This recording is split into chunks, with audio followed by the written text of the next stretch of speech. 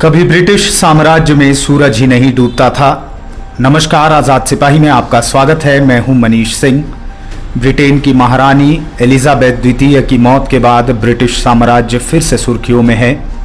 70 साल पहले जब एलिजाबेथ द्वितीय क्वीन बनी थी तब ब्रिटेन दुनिया के सबसे बड़े साम्राज्यों में शुमार था, लेकिन एलिजाबेथ के सामने ही इसका पतन शुरू हुआ और तकरीबन खत्म भी हो गया। ब्रिटिश साम्राज्य दुनिया के इतिहास में सबसे बड़ा साम्राज्य रहा है।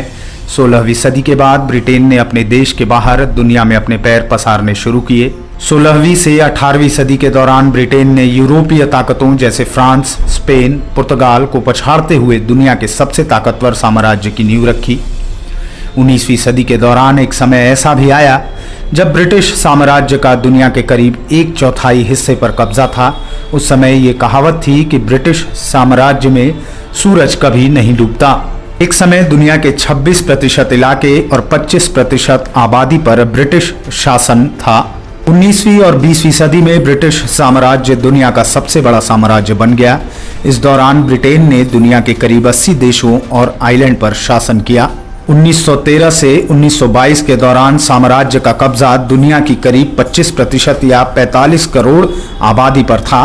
ब्रिटिश साम्राज्य की विशालता का अंदाजा इसी से लगाया जा सकता है कि उस वक्त 3.5 करोड़ वर्ग किलोमीटर यानी दुनिया के करीब 26% इलाके इसके अधीन थे।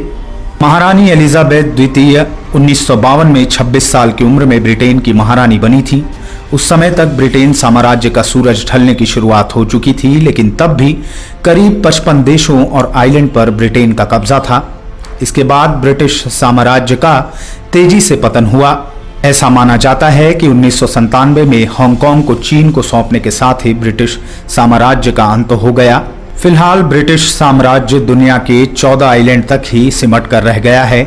इनमें से ज्यादातर आइलैंड वीरान हैं और इनकी कुल आबादी महज 2.72 लाख वर्ग किलोमीटर है। फॉकलैंड आइलैंड सबसे बड़ा है, जिसका क्षेत्रफल करीब 12,000 वर्ग किलोमीटर है।